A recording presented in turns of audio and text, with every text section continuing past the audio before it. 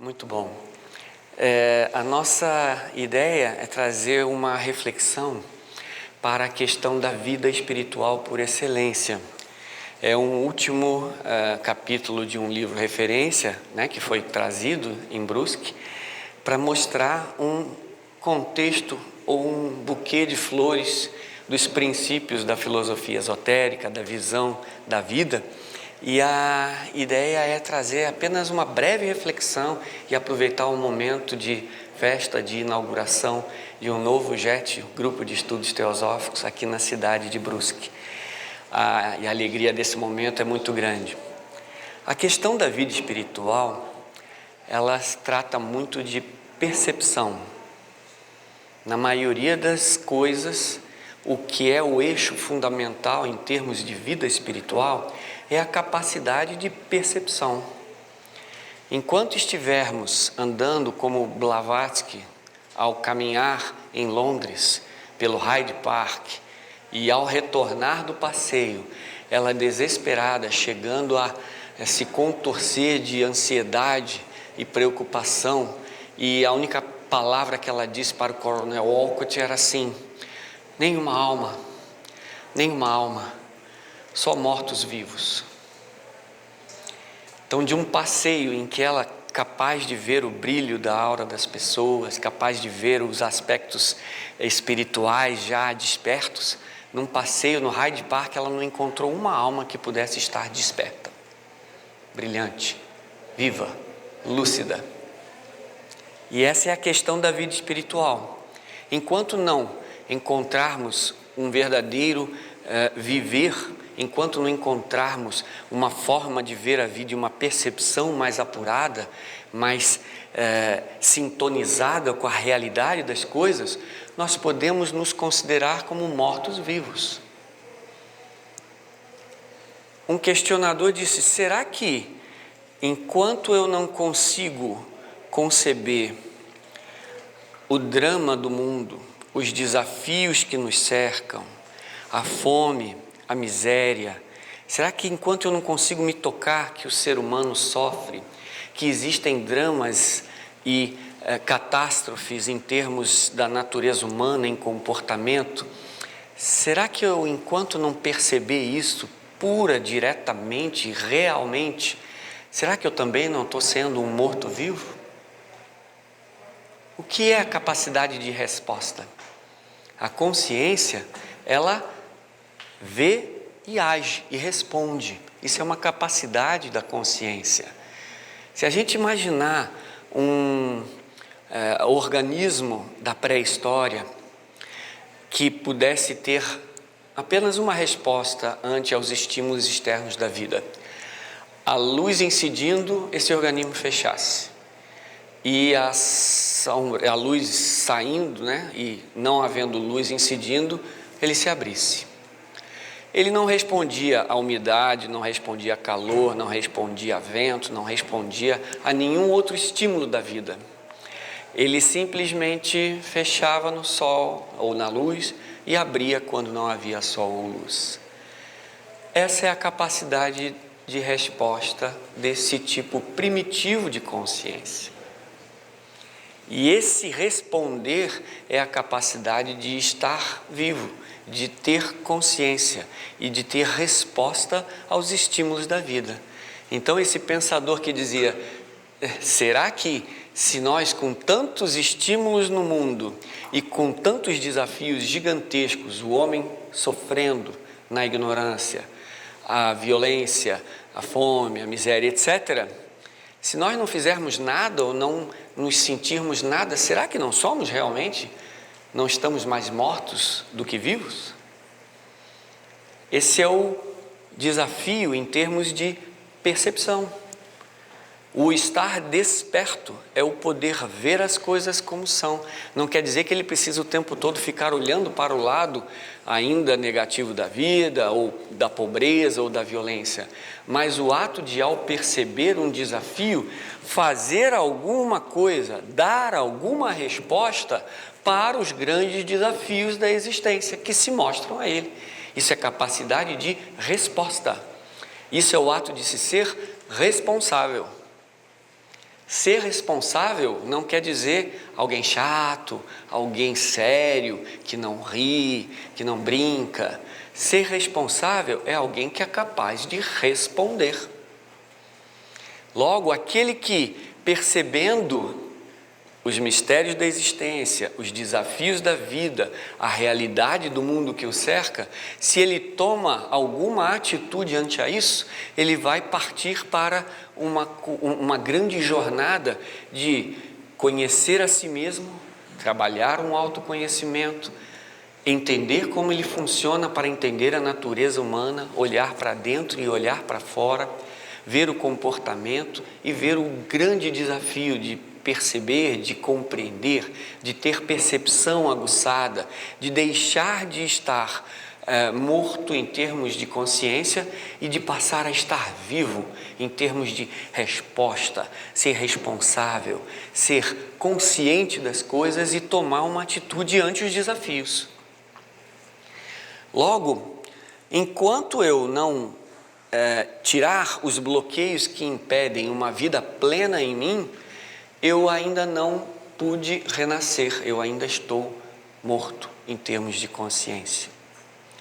E a regeneração ou o renascimento na tradição cristã é renascer em Cristo, é deixar o mundo dos mortos em termos de consciência e fazer um renascimento, entrar num mundo de luz e consciência plena, onde eu vejo e atuo automaticamente, onde eu consigo perceber a realidade das coisas como são e dar uma resposta responsável, à altura. E isso não precisa ser uma coisa imposta de fora para dentro. Os desafios, as mudanças da vida já fazem isso conosco, e esse é um dos processos da vida. Mudança, estímulo, alternância. A vida foi definida como movimento e mudança. Logo, nós estamos aqui para ver a impermanência das coisas, a transitoriedade das coisas, e vamos lidar o tempo todo com a impermanência, com a inconstância, com a mutabilidade, com a vida em movimento, para que desperte essa consciência em nós e possamos responder, atuar, estar conscientes e sair de um estado de sono ou de morte em termos de percepção para um estado de nascer. Um membro da sociedade indiana, lá em Adyar, uma vez, ele disse que nós podemos ser comparados com um ovo e um pinto em formação em seu interior. Existe uma casca que protege um ser que está ali em formação. E este ser ainda não estruturado precisa dessa casca para protegê-lo e deixá-lo se estruturar. Isso é comparado ao nosso ego ou ao nosso ser transitório que está, vamos dizer assim, estruturando um ser que está amadurecendo. E um momento lindo da natureza é quando, uma vez esse ser interno já está maduro, estruturado e quer vir à vida, a casca que antes protegia, agora ela é um empecilho. Então, uma estrutura de uma personalidade, ela serve para lhe dar um corpo físico, ela serve para lhe dar sentimentos, sensações, serve para lhe dar percepções, e um corpo mental serve para lhe dar raciocínio, serve para lhe dar relações, serve para lhe dar atividades mentais, planejamentos, sobrevivências, etc. Mas são coisas que são como a casca do ovo.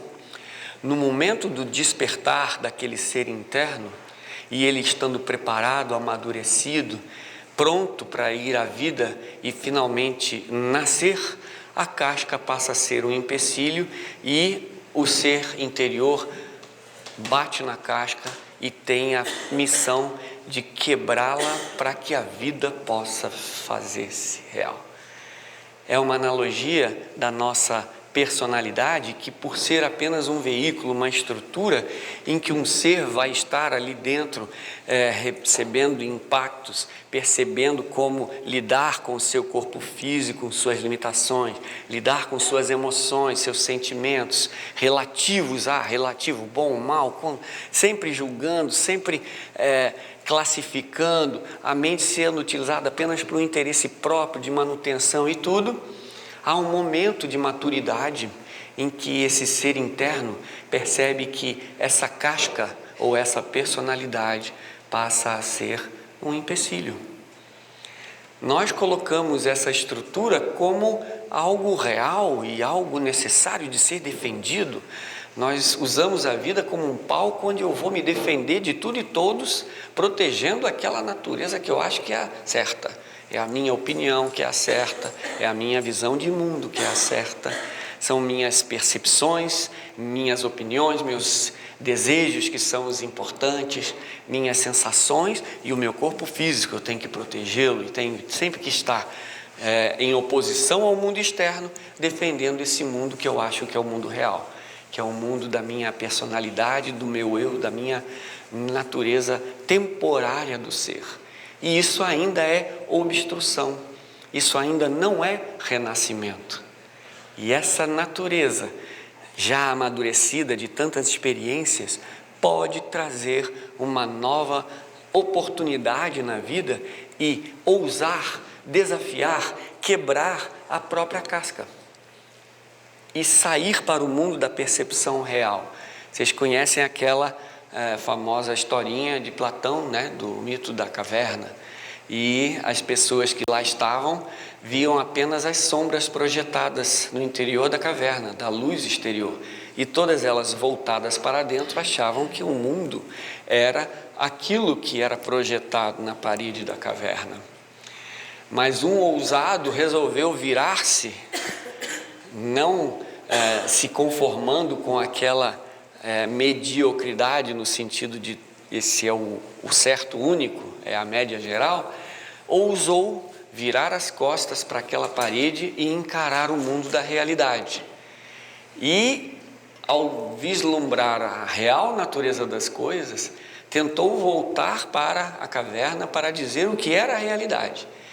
E ninguém acreditou, achando que ele era louco.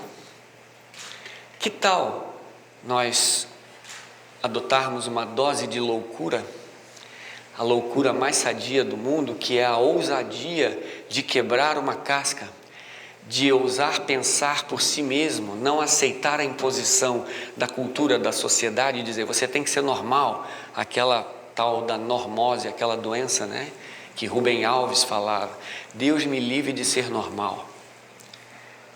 Pode ser uma doença em que nós não ousamos ser o que somos. E este ato de ousadia é um ato daquele cuja alma está começando a ficar madura e não consegue mais se satisfazer com uma vida fugaz, sensações que passam, interesses temporários que alternam-se e não trazem a verdadeira felicidade, bens materiais, bens emocionais que acabam com o tempo e você quer pegar alguma coisa e não consegue ver nada de permanente em um mundo que é ilusório, em sensações que acabam, que se alternam, em opiniões que logo são refutadas pela realidade. E aí eu me agarro a uma nova opinião e continuo a lutar com o mundo e o mundo me prova que a minha opinião ainda era só um pontinho de vista, que a realidade é muito maior. Esse amadurecimento, essa ousadia de pensar com a própria mente, com o próprio cérebro e ver a vida de uma nova maneira, de uma maneira livre, se libertando das amarras de uma percepção ainda limitada, mas que pode encarar a realidade como é. Perceber as coisas como são e, a partir daí, ter nova capacidade de agir no mundo.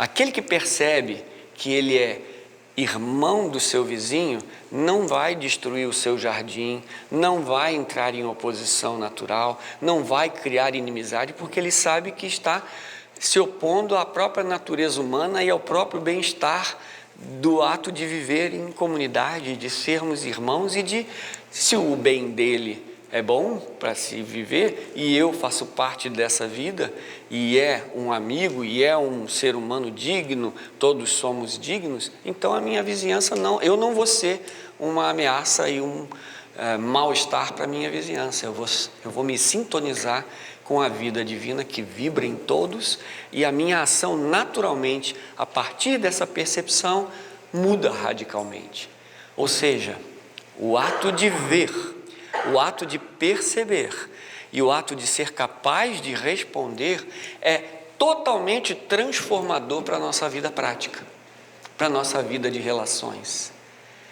A grande mensagem que nós vamos, uma das grandes, do grande autor que nós vamos explorar nessa nossa 38ª Escola de Verão, é uma mensagem de uma mente infinita, de uma mente não limitada. E o pensador Jiddu Krishnamurti, ao escrever o livro que nós vamos lançar aqui na Escola de Verão, chamado A Mente Imensurável, ele descreve em vários capítulos nossas limitações e obstruções de conceitos, de prejuízos, preconceitos, de condicionamentos os mais diversos que nos impedem de relacionar com a vida de uma forma inteira, íntegra, total, harmônica.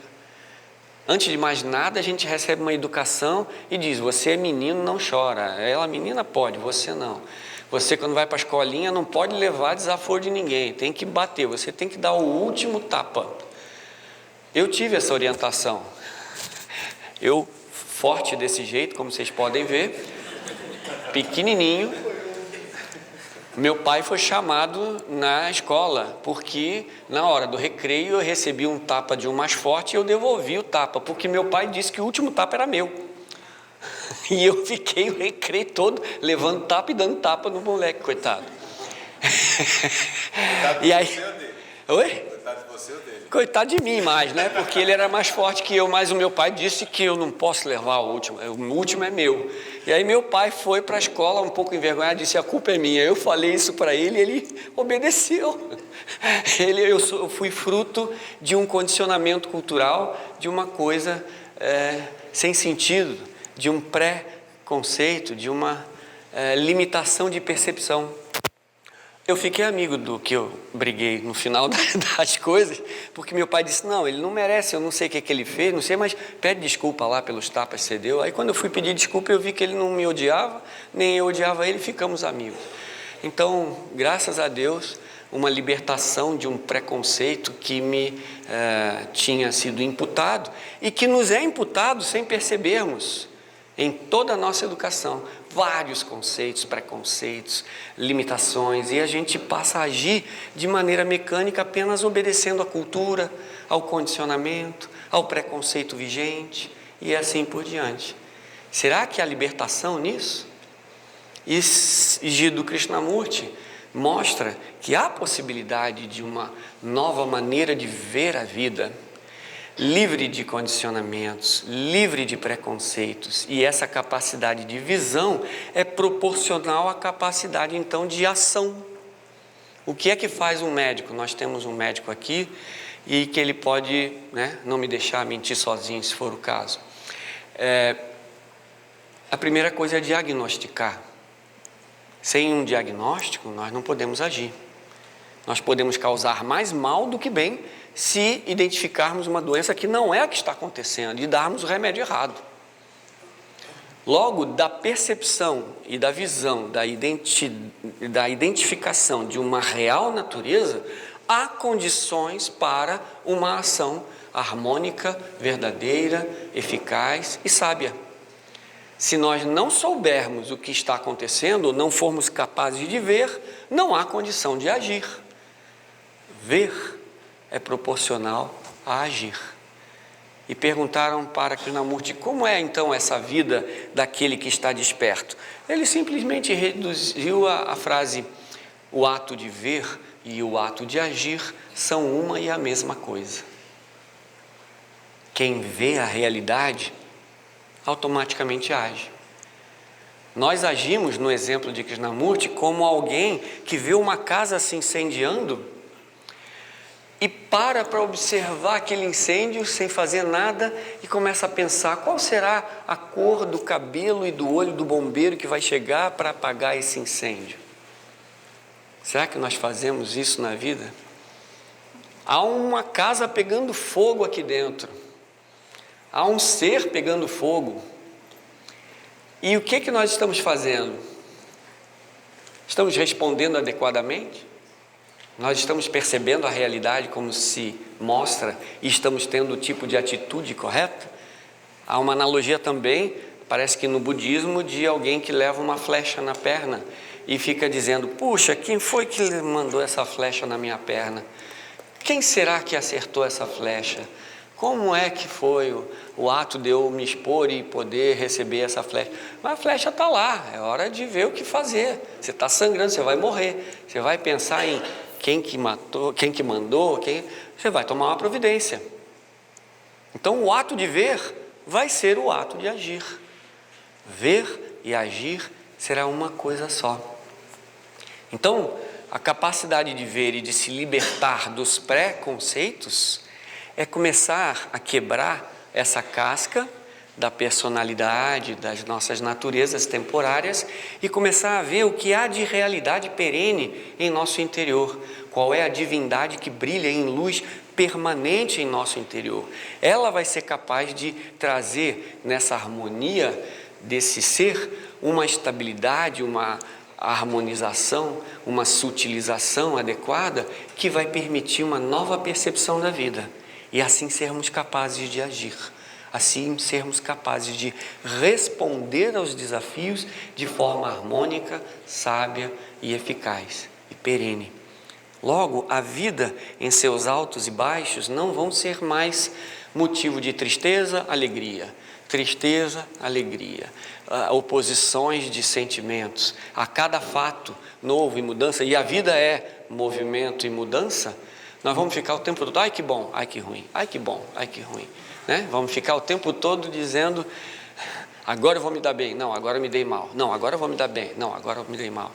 É um mundo pequeno e o tempo todo falso, ilusório, de que agora eu vou estar bem emocionalmente, fisicamente, etc., né? Agora a minha opinião vai prevalecer, agora eu vou ter sucesso e assim por diante. E uma percepção que se libertou disso, ela pode ser regenerada. Há um novo renascimento. A luz que brilha em tudo e em todos pode ser aquela que vai iluminar a percepção. E essa percepção vai trazer um novo tipo de ação. Uma ação que transforma, que é eficaz.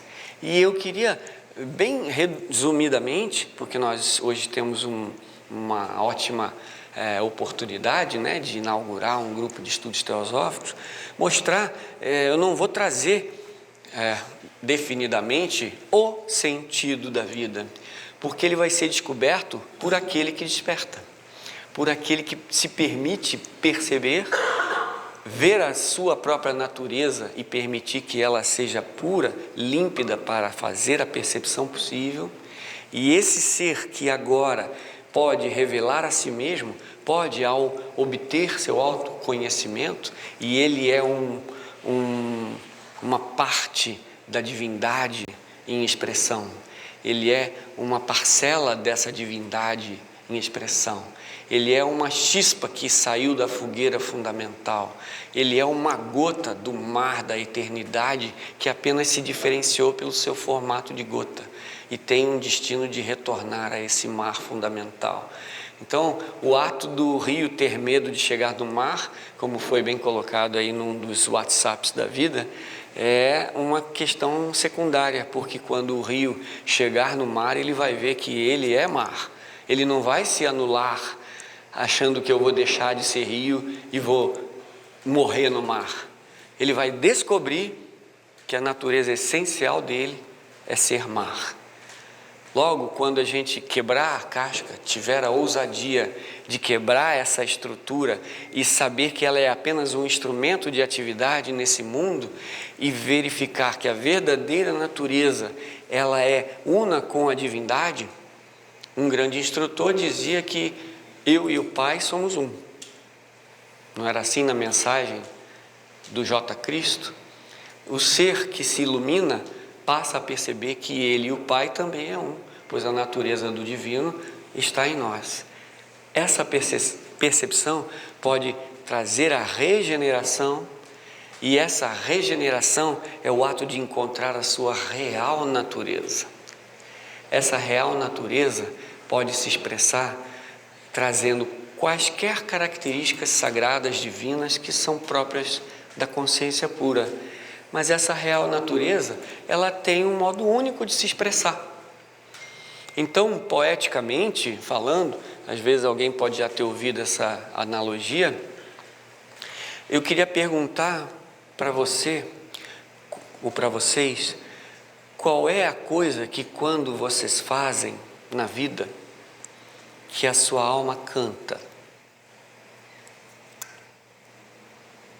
O que é que vocês têm de sagrado e de natureza única que quando vocês fazem na vida, a sua alma se revela e você perde a noção do tempo, perde a noção do espaço, está inteiro, está pleno, está feliz, está indescritivelmente em paz e em ordem com a vida e executando sua função fundamental.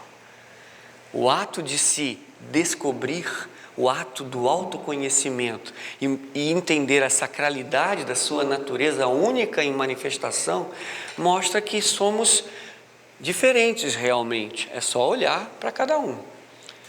Mas não estamos separados. Estamos imersos na natureza humana mental, na natureza humana emocional, na natureza humana física, mas somos uma humanidade só. O que é medo para um é o mesmo medo para outro. O que é busca de felicidade para um japonês é a mesma para o africano. O que é inveja é a mesma do americano, do brasileiro, e assim por diante. Somos humanidade, só que expressas de formas diferentes. Aí eu pergunto, qual é a sua forma de expressar essa divindade? Alguns têm a forma da arte, alguns têm a forma da oratória, alguns têm a forma do trabalho mental, mas de algum tipo de profissão específica, outros de uma contribuição de harmonia para uma família, outros para ser um bom padeiro, para trazer a bênção de um pão maravilhoso, outros de um excelente porteiro que cuida da segurança e gosta de todos os moradores e todos gostam dele. Eu não sei qual é a forma que você vai ter de expressar a sua função na existência e o que você tem de mais bonito para contribuir para a vida. Aí eu pergunto, qual é a sua natureza de expressão divina? Só você vai saber com a sua própria regeneração e ali, sintonizado com essa natureza última, sagrada, divina, você vai poder realmente perceber o significado da sua vida. Não precisa ir para uma vida externa, uma vida infinita, uma vida longe de perfeição. Perfeição é uma coisa um pouco teórica, mas o que interessa é a plenitude própria.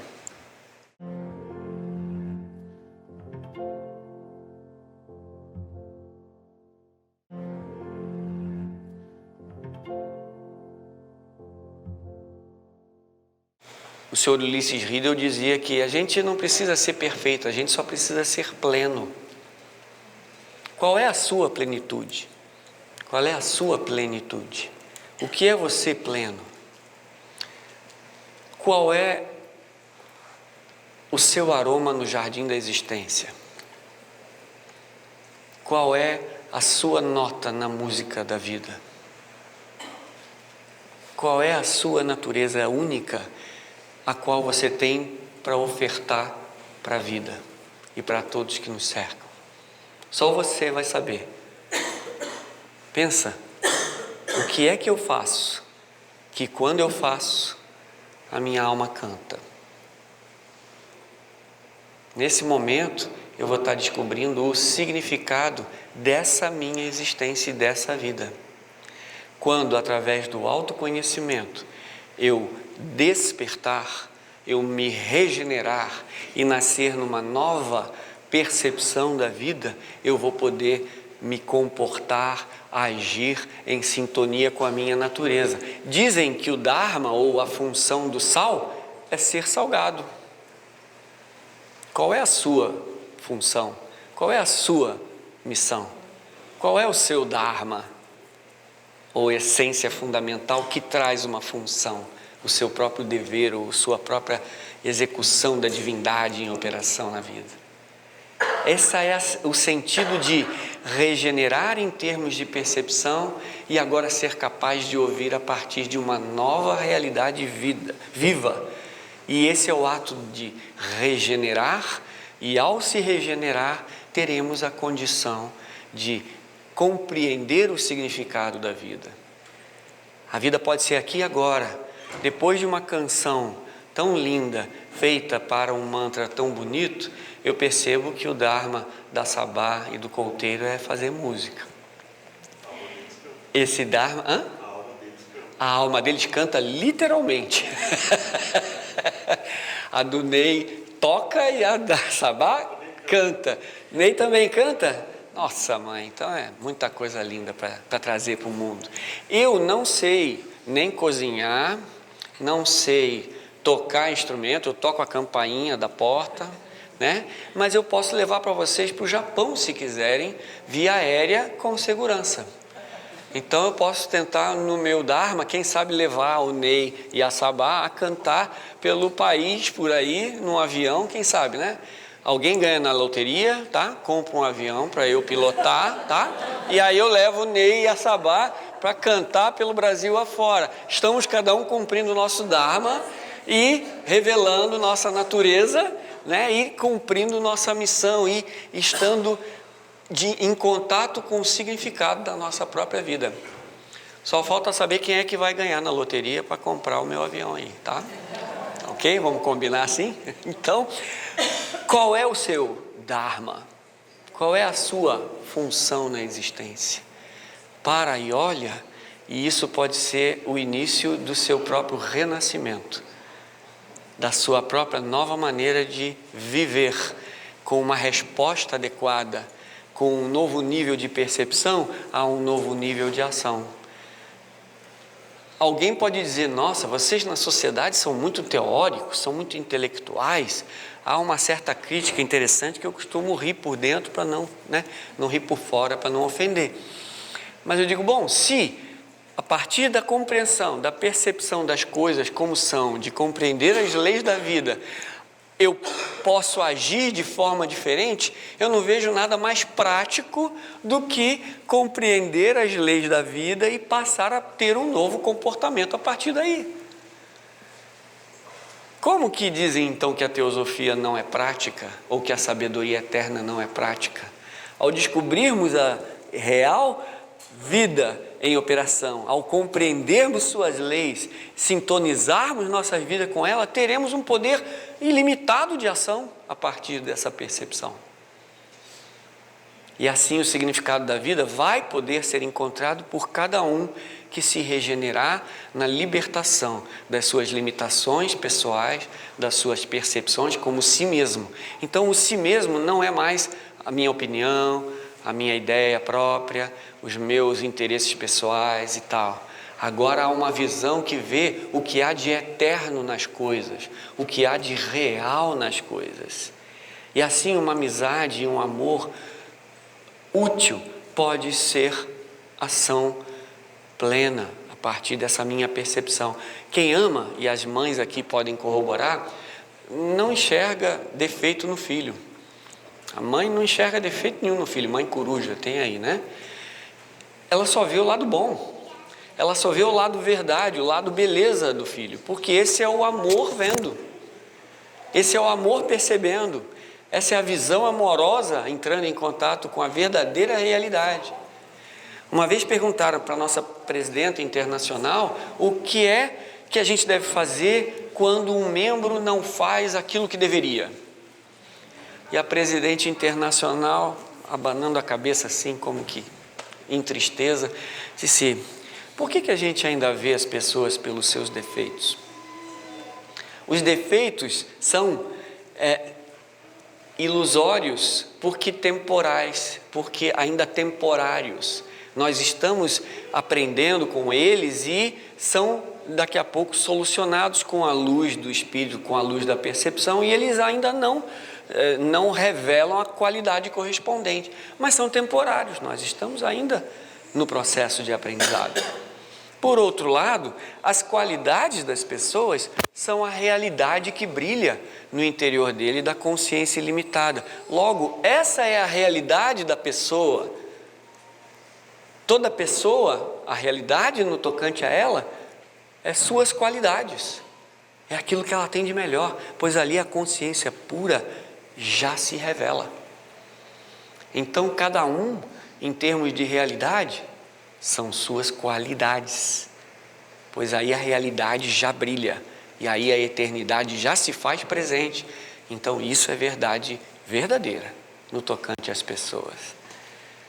Assim como as mães amam seus filhos porque olham com os olhos do amor, nós podemos olhar a vida e as pessoas e as ideias e os sentimentos e as realidades múltiplas pela sua realidade intrínseca, e ali a gente só vai ver beleza, porque cada coisa tem sua função, cada coisa tem seu brilho próprio, cada coisa tem seu destino de expressão, e nós podemos estar em paz com tudo e perceber tudo que há de melhor no outro, nas coisas, na vida, e assim estar em paz, pois estaremos lidando com a realidade divina que brilha em cada coisa.